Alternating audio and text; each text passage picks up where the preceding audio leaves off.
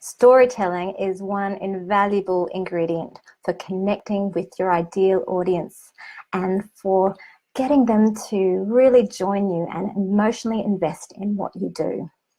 I'd love to start this little live by quoting Tom Dawkins, the CEO and co-founder of Start Some Good. And I just did an awesome interview with him, and he put to me this very pithy quote, that storytelling is the human technology of making people care.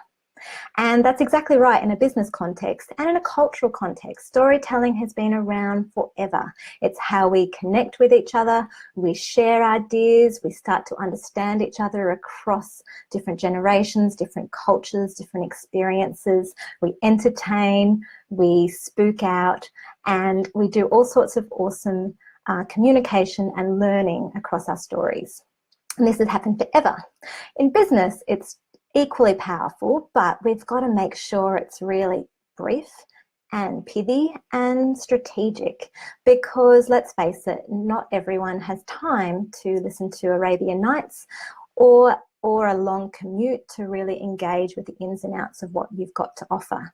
So I like to have a really good plan for creating a story and sharing that with my ideal audiences, because I'm not a natural storyteller myself. It makes me feel a little bit nervous and I get a little bit waffly. So here's my plan that helps me to share the stories and also helps me in creating interviews and other content with entrepreneurs, because this is a wonderful way to really unpack in dialogue with people about what it is, why it is that you do what you do. So number one, I get back to strategy.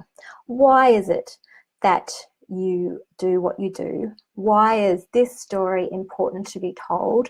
And how does that align with your purpose, your strategy, with who you're seeking to serve and connect with, and the value that you offer them? Get really clear about that, even if it's not explicit in what you say, as long as you understand it and it really aligns with what you're telling in your story, then that's going to really add conviction and power and purpose, and it's going to attract to you the people who are your ideal audience, because they're going to identify with it and be excited to join you in the story, and ideally to join your journey. So get clear on that, map it out, make it brief, cut out all the faff, and that's where I'm going straight now to number two, which is about your call to action. What do you want people to do?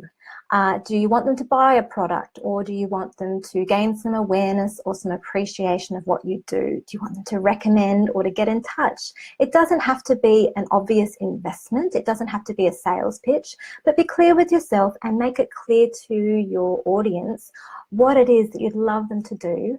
And don't just leave it at the end of your story. Make sure that you emphasize it with a button or some copy or somewhere around the story that you're sharing for those people who, heaven forgive, may not get to the end of the tale. You want to make it really easy for them to join you if they're inspired to do so. Now we're up to number three, which is about feeling. And I put this to you next because a lot of what we're talking about in strategic terms is about thinking. You know, it might be quite driven by the brain, driven by what you think is best, whereas feeling is an incredibly important part of the storytelling experience. So how are you going to let your charisma just sing across the story, be it a written word or on video or on audio? How are you going to let your authentic self come across and the why really shine, and what kind of feelings do you want to bring out in your ideal client? And it might be as simple as having that as a real intention as you're sharing, as you're writing that story or talking about it, or it might be something you can be quite explicit in framing in the storytelling that you're doing. So that takes me to number four, which is about thinking. So what is it you want people to be thinking about during your story? What kind of evidence or what kind of beliefs or what kind of outcomes do you want them to nut over during and afterwards? What are the core messages you want to make sure are conveyed? Map them out, make sure they're very clear and very sexily put. And then we get to number five, which is about noticing. And this is all those subliminal, not necessarily language-based things that you'd love people to pick up on, and they will. It's just about putting some forethought into it. You know, that might be about the rich content that you put around your blog posts. It might be about the branding or the background or how you present yourself or the structure of the interview or the story that you're sharing.